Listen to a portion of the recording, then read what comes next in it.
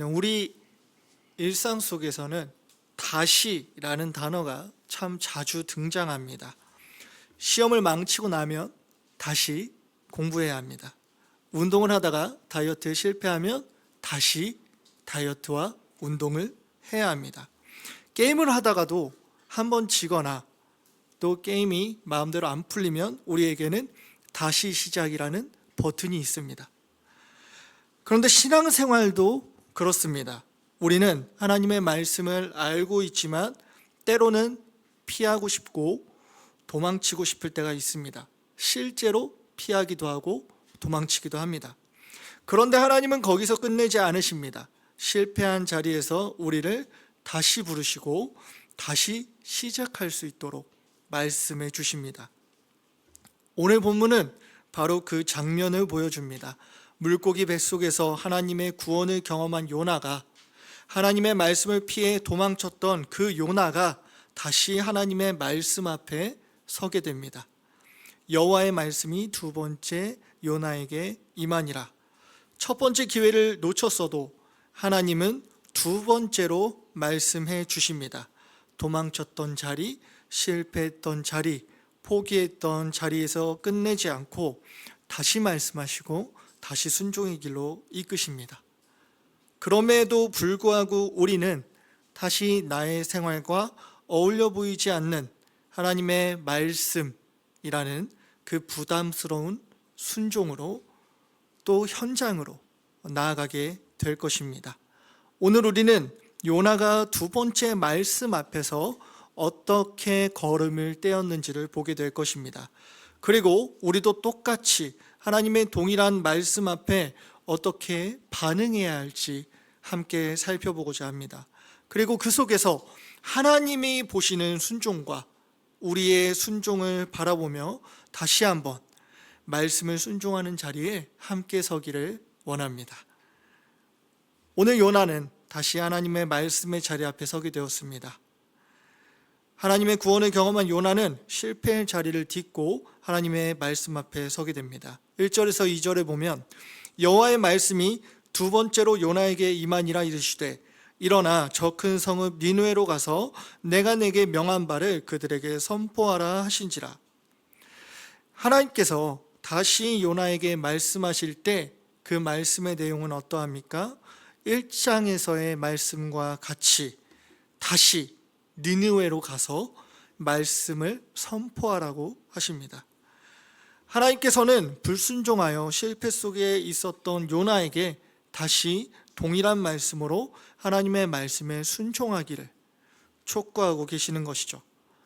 하나님의 사랑이 요나를 추격하며 끈질기게 부르셨듯이 여전히 하나님의 뜻은 요나가 니느웨로 향해 나아가서 하나님의 말씀을 전하는 것이었습니다. 하나님의 동일한 말씀 앞에 물고기 뱃속에서 나온 요나는 어떻게 합니까?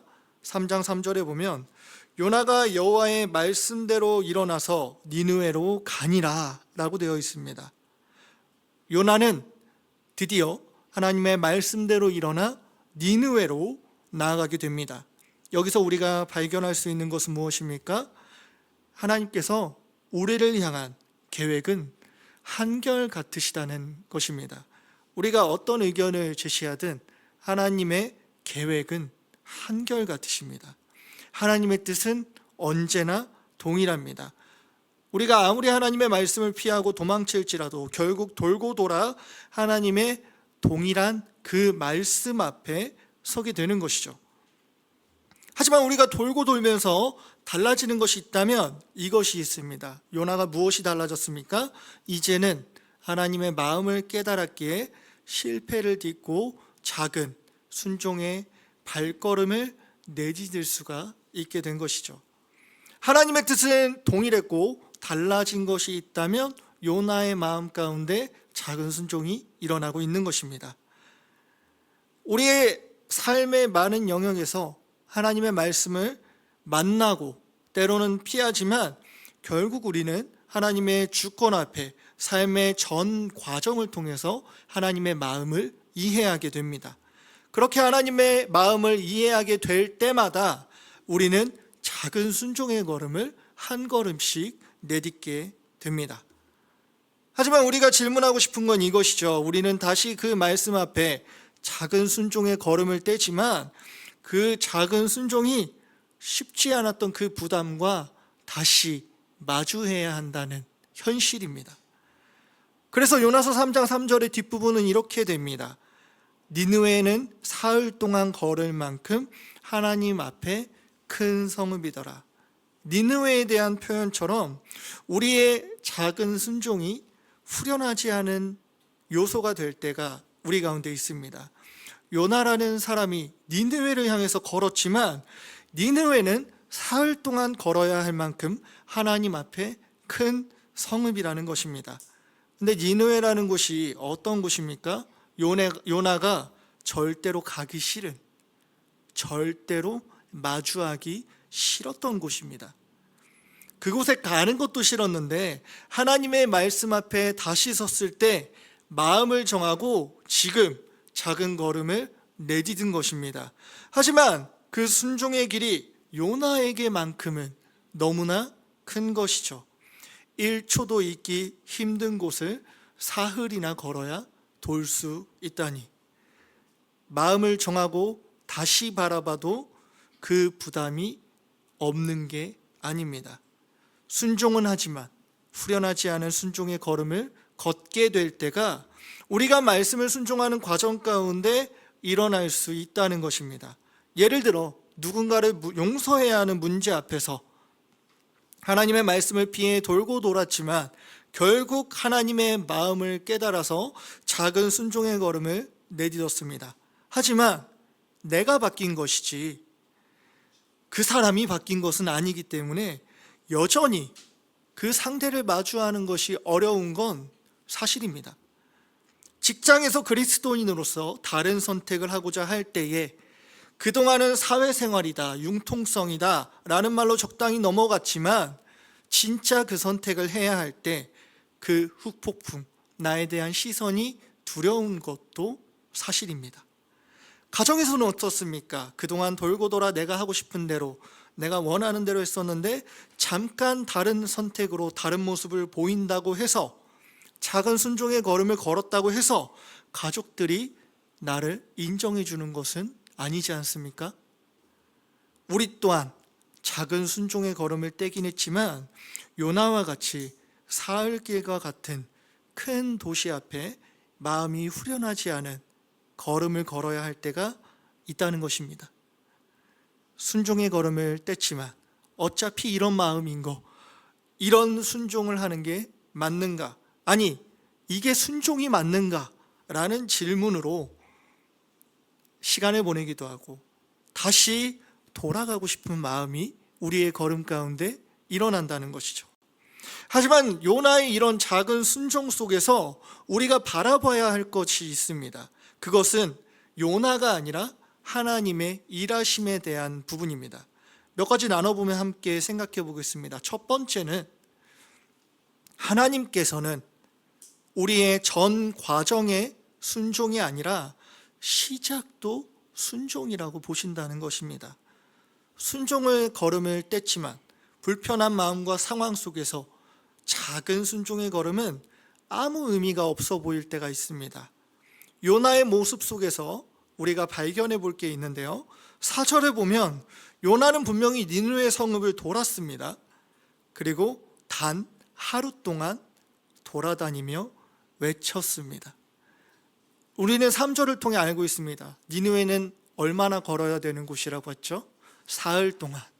근데 지금 요나는 단 하루 동안 니느웨를 돌아다니며 외칩니다.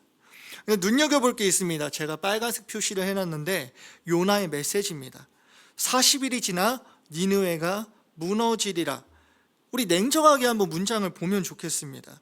이 외침을 듣는, 처음 듣는 사람들의 입장에서 이게 도대체 무슨 말인지 이해가 되시나요?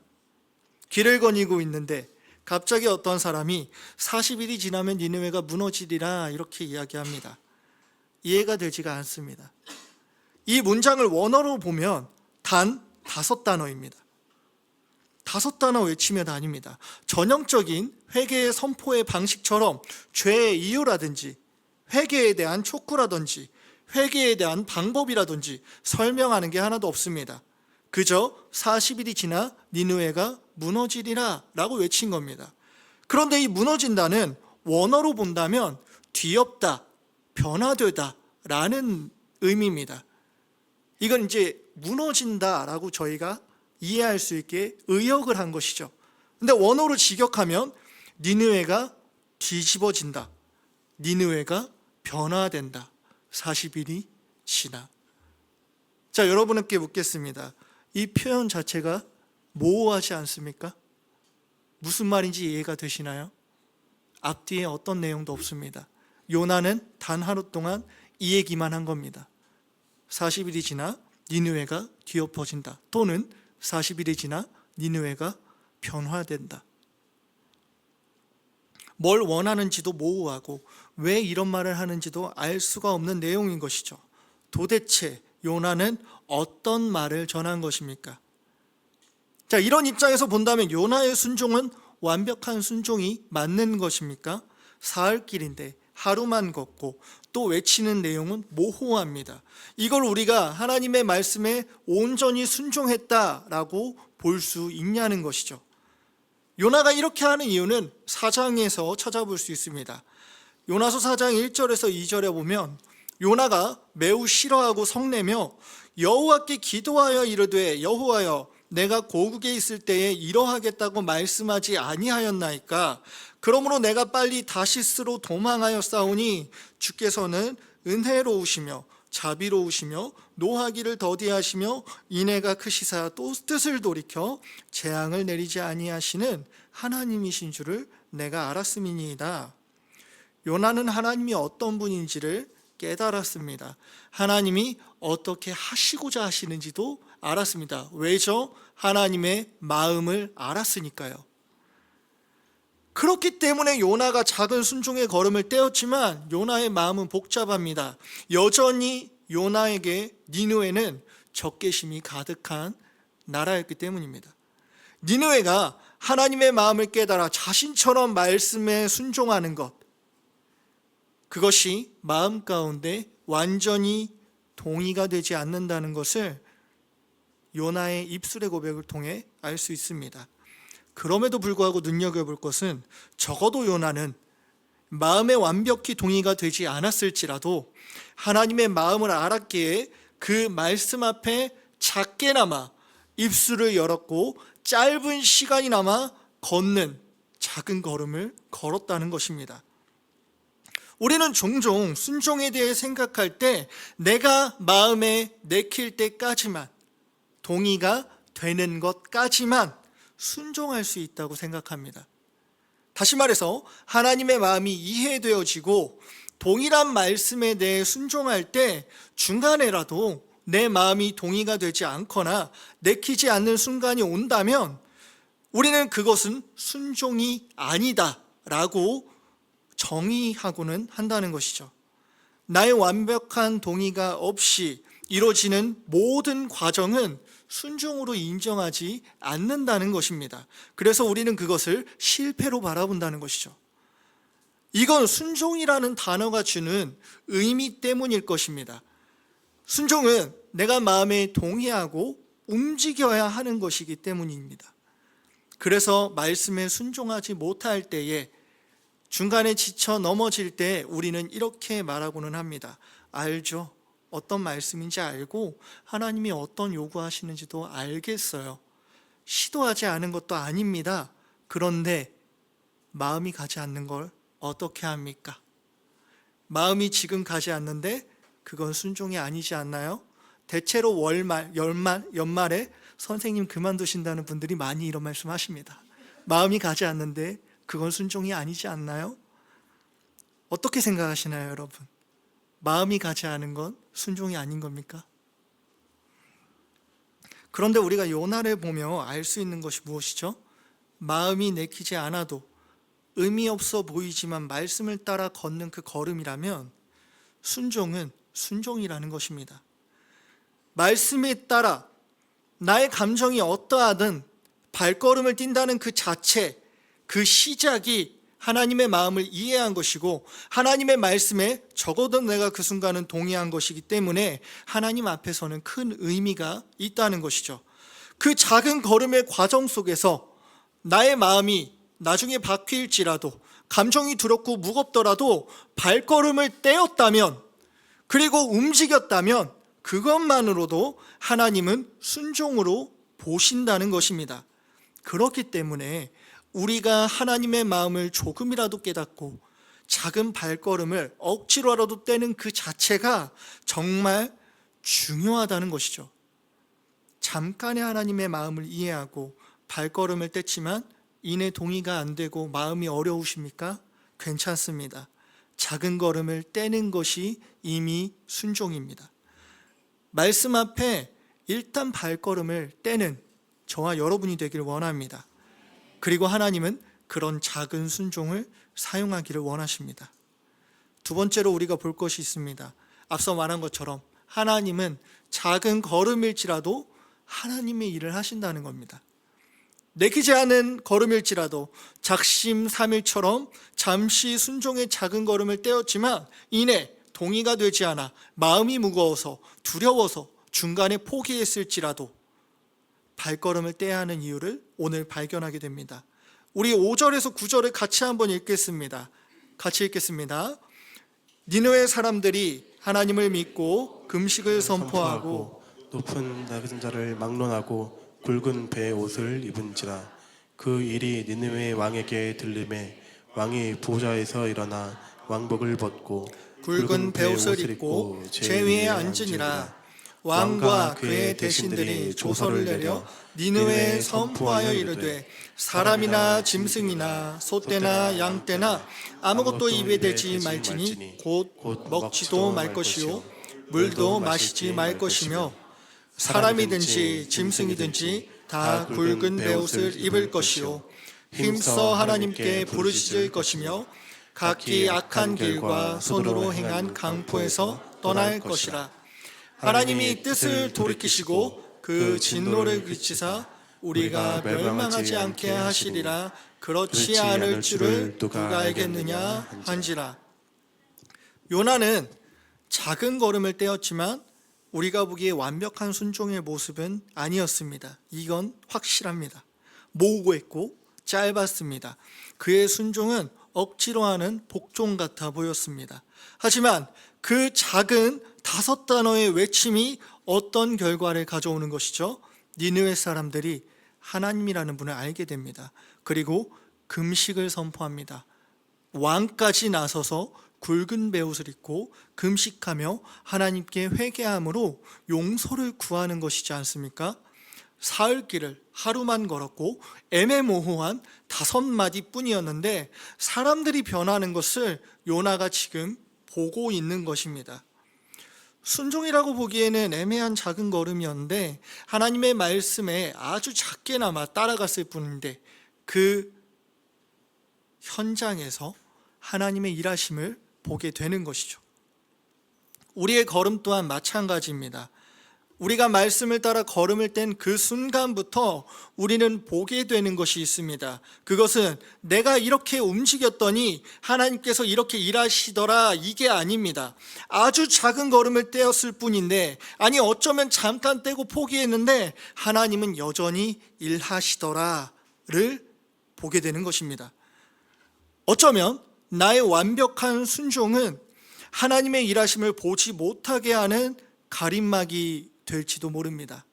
왜 이런 거 있지 않습니까? 유튜브에 보면 기도 응답을 받는 방법, 이렇게 하면 하나님이 일하신다 등등, 마치 인간이 이렇게 하면 하나님이 이렇게 한다와 같은 방법론들이 마치 우리가 이렇게 하면 하나님이 이렇게 대가를 지불하신다처럼 느껴진다는 말이죠.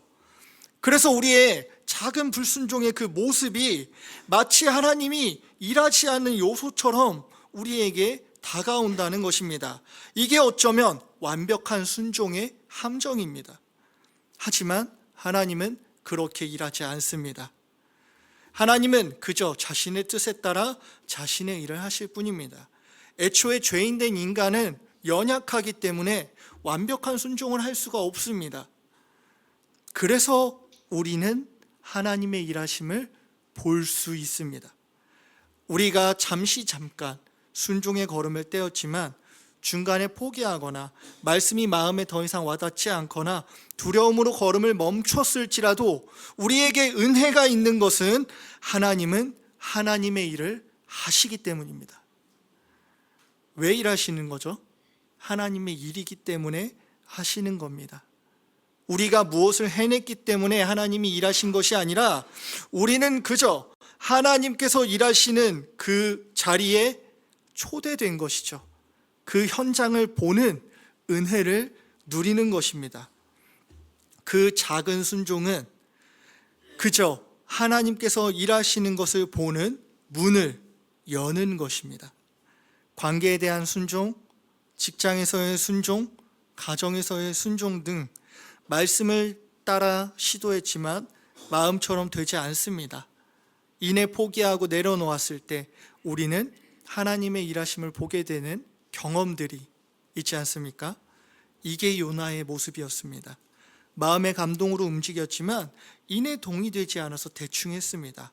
하지만 요나는 눈앞에서 작은 5마디로도 역사하시는 하나님의 일하심을 보게 됩니다.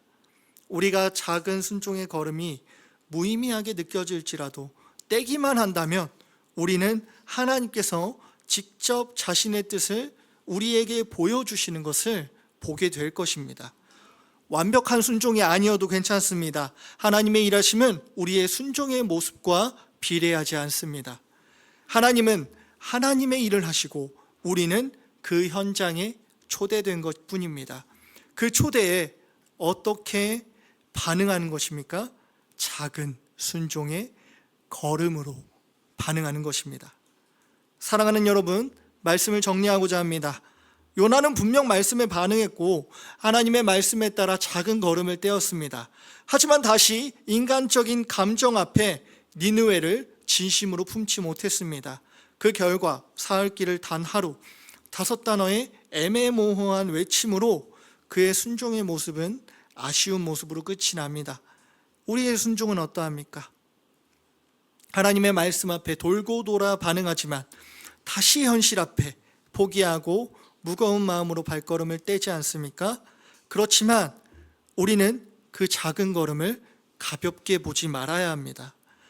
우리는 순종을 과정부터 결과까지 전체를 보는 것일지 모르지만 하나님은 시작만이라도 하나님의 말씀에 따라 움직였다면 순종이라고 말하십니다. 그리고 우리가 완벽하게 순종하지 못했다고 해서 하나님이 일하지 못하시는 것은 없습니다. 하나님은 하나님의 일을 하십니다. 우리는 그저 하나님의 일하시는 현장에 믿음으로 반응하는 것입니다. 그 작은 걸음이 하나님의 역사와 하나님의 살아계심을 보는 문이 될 것입니다. 그리고 그 모든 것을 통해서 하나님께서 우리에게 보여주시고자 하시는 그것은 다시 1장으로 돌아갑니다.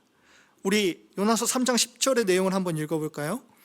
하나님이 그들이 행한 것과 곧 악한 길에서 돌이켜 떠난 것을 보시고 하나님의 뜻을 돌이키사 그들에게 내리리라고 말씀하신 재앙을 내리지 아니하시니라.